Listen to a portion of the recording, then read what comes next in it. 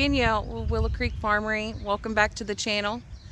I just wanted to take y'all with me today as I'm checking out the garden, seeing how it's going, and I plan to use a soil sample, take a soil sample today and send it off to the agricultural extension at Clemson. Because I paid for a couple soil sample bags for this year, but since we have since moved to Alabama, we're going to actually use them here on the new garden, send those off to them, and see if there's anything we're missing. So, without further ado, I'm going to flip you around so you can take a look at the garden with me, and we're just going to walk up and down some of these rows and show you some of the stuff that's actually popping up now.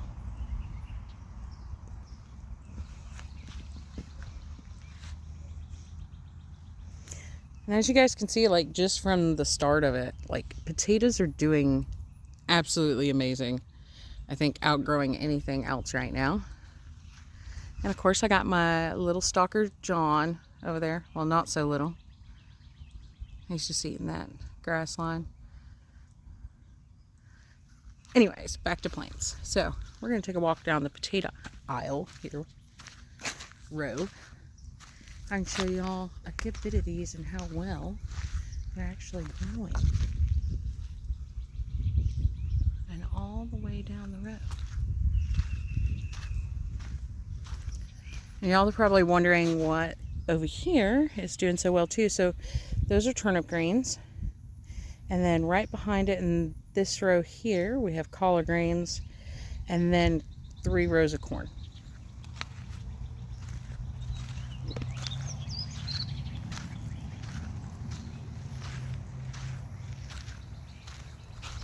And then you can see green beans are coming up and rattlesnake beans.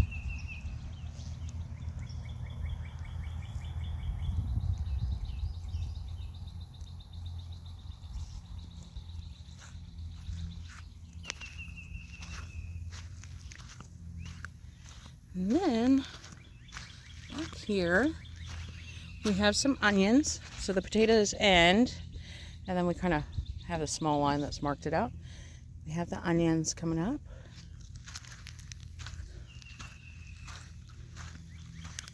And then, if y'all remember correctly, we actually planted some of the cantaloupe seeds from our cantaloupe that we had in South Carolina, and we're actually starting to see some of those come up. Keisha and the kids, the rest of the kids, the little ones, are super excited about these because they were like uber juicy, absolutely delicious. And off a few plants, we had tons of cantaloupe. And this year we planted even more. I'm not seeing all of them come up, but we can always go back in and replant a couple if we want. But I'm sure we're going to have plenty.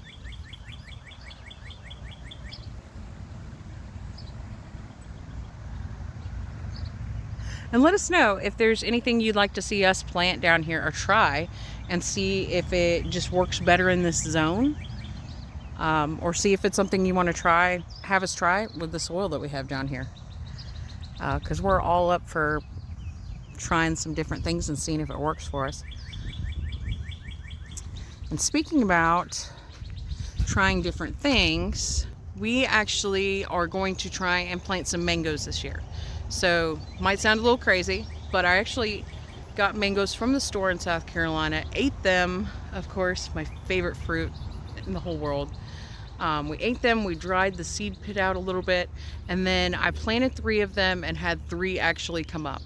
And they did really, really well in the greenhouse that I had until about February. And then we got some extremely cold weather for about 2 weeks long, and they all succumbed to it.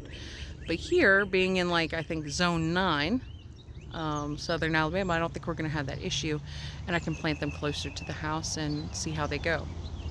I also did the same thing with avocados. Unfortunately, it just got too cold in South Carolina. So we may even throw an avocado tree in there and see how that does. Alright, now we're just going to take a leisurely stroll through the green bean and rattlesnake patch. You guys can see how well these are coming up. The soil is actually really soft in between here because my husband Ryan actually came out here and cultivated in between the rows before the plants got too high. Because obviously we have the 317 and we have the golf cart, but we don't like have a high top tractor. So if the plants got much higher, you know, we'd end up hitting them. So we wanted to get in here and cultivate it a little bit before we can no longer get in and have to start pulling all the weeds by hand.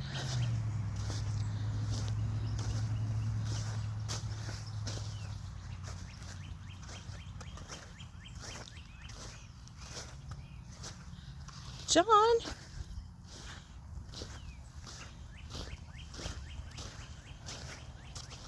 You say hi? It's like, no. Keep eating my snack.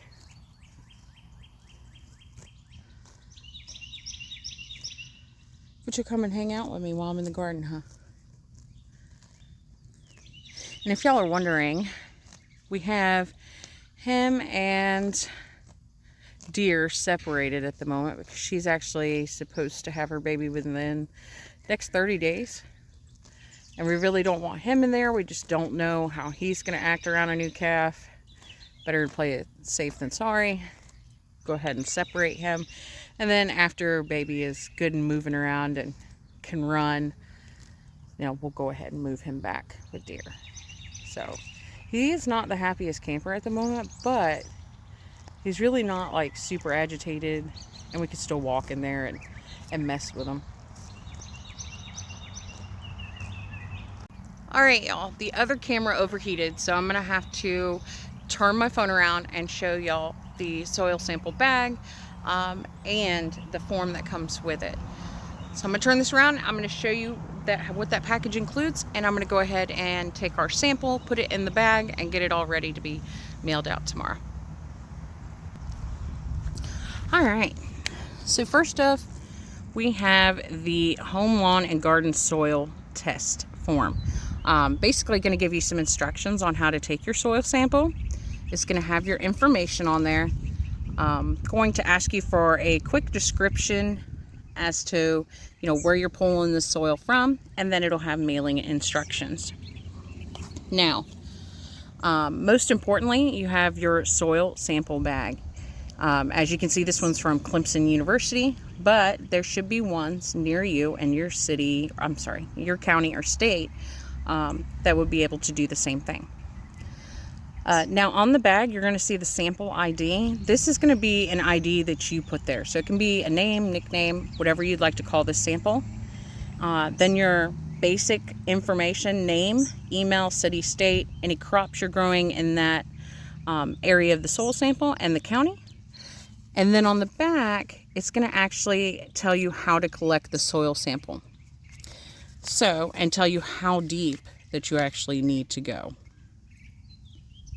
So for ours, cultivated areas, it says should be taken from the surface to a depth of 6 to 8 inches.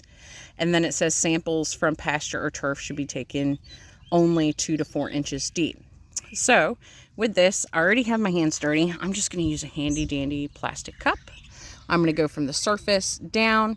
Thankfully, my husband went ahead and cultivated all the rows earlier, as I mentioned in the video. So it'll make it super easy to get some of the top and then also get some of that more deeper dirt itself.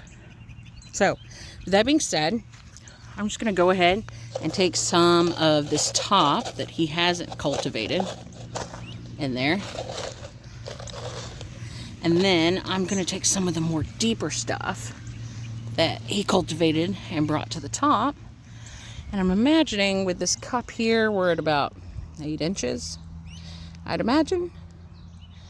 And we're going to go ahead and put it in our bag.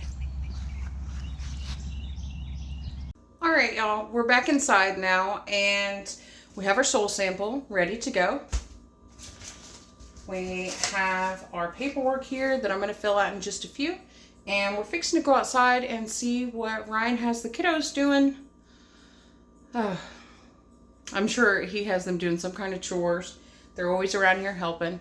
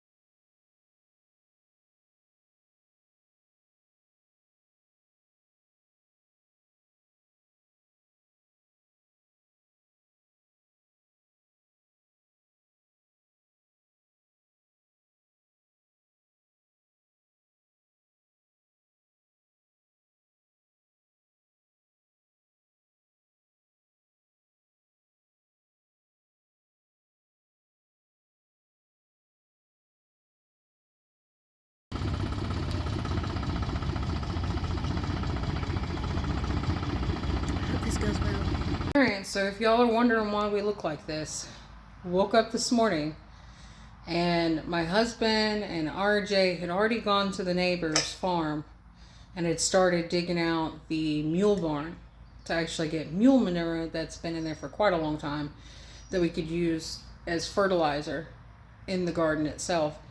And us ladies ended up joining them, and now we are filthy head to toe, super sweaty, as you can see. Even got it in the Crocs. Looks nasty, but it's so worth it. And now I'm on my way back out to the garden to bring the girls some ice water because they're still digging all the manure off the back of the truck. Like I said, it's a lot of work. It's really dirty, but honestly, it's worth it because we would be paying a good amount of money if we actually just went to the store and were to try to pick up fertilizer. So it saves us a bunch.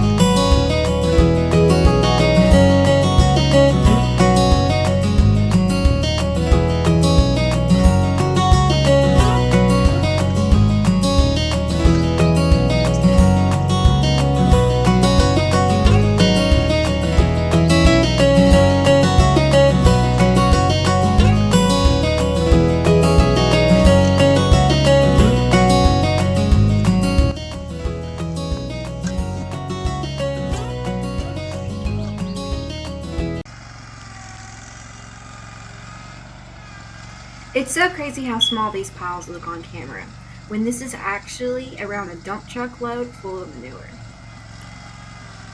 Y'all, when my sister says around a dump truck load, she actually means we did 7 loads using my dad's truck and trailer. And that ain't easy.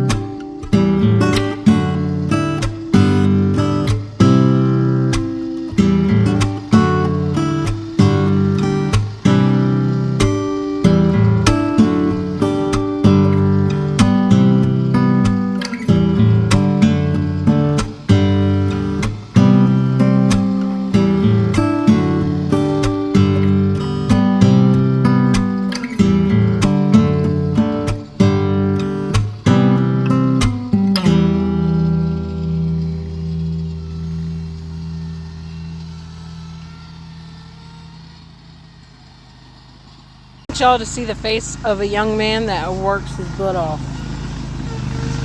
He is dirty from head to toe. He's literally been shoveling out a cow or mule barn this morning all the way until about 2-3 o'clock this afternoon, along with the girls and myself. And Ryan is over there now trying to pile it all up. Alright y'all, so here comes my favorite part about the whole day is when we get to wind down, clean up everything and put it away, mainly because it involves water and using the pressure washer to get everything kind of clean so it's not gunked up the next time we use it. And while Ryan's using the pressure washer, you know, I can come in here in the shop and the parts where it actually did not get sun. This concrete's so cool. It feels so good on your feet after being in the heat. And wearing Crocs while you're shoveling everything. I mean, they're comfortable, they let some air in, but they ain't so comfortable after a while. And I'm sure my Croc lovers know what I'm talking about. So I'm gonna turn y'all around and y'all can see Ryan pressure washing everything that we were using today. So that way, like I said, it's not gunked up next time we go to use it.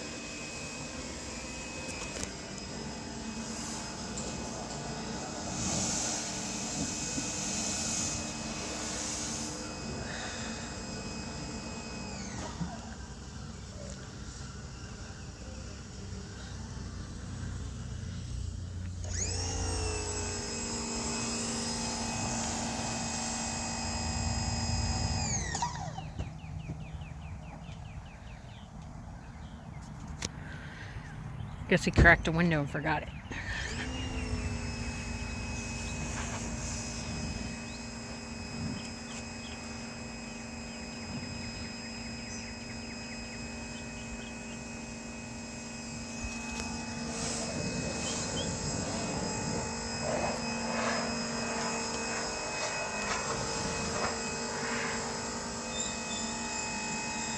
I'm gonna tell y'all too, that was a great 180 bucks we spent on that little pressure washer from Lowe's. I think it's a Craftsman, but that thing is just killer. Basically having a car wash in your backyard, and it's portable and not that loud either. And it works wonders.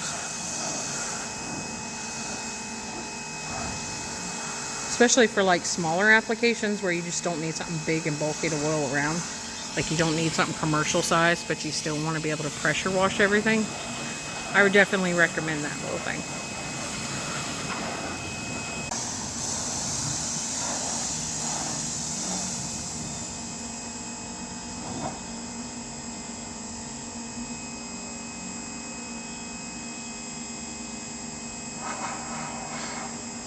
And so while we're watching Ryan wash everything, we've had some questions about why we have a smaller tractor instead of like a big Kubota or Holland or, you know, Mahindra, any of those things. So we would love to get a big tractor one day. But with our previous property in South Carolina, it was all raw land. So it was all trees, vines, chiggers, ticks, tall grass, hornets in the ground. Nothing was leveled out. It had grown up for years. And we had to start small and had to have something that could really get in there small. And, you know, we weren't really born with the means where we had a ton of income coming in. So we were doing all of our upgrades as we had that money coming in. And so the John Deere 318 really worked for us because it was smaller, it was cheaper to get into, and we could find just about all the attachments that we would really desire. And then the bucket came along. So Ryan absolutely needed to have a bucket. He did so much without a working hydraulic bucket. He did it with like he had a bucket on the front of another tractor, but it was not hydraulic, it was not mechanical in any way. It couldn't lift anything, it could just push. And so after going over some things, we even looked at some other bucket alternatives. We finally broke down and we were actually going to buy a bucket. There was a gentleman that actually used to make them, but then apparently he passed away and no longer made the buckets. So Ryan just decided that he was going to find the metal, he was going to get the hydraulic cylinders, he was going to find a bucket, and he was going to build this out himself. And so he actually did.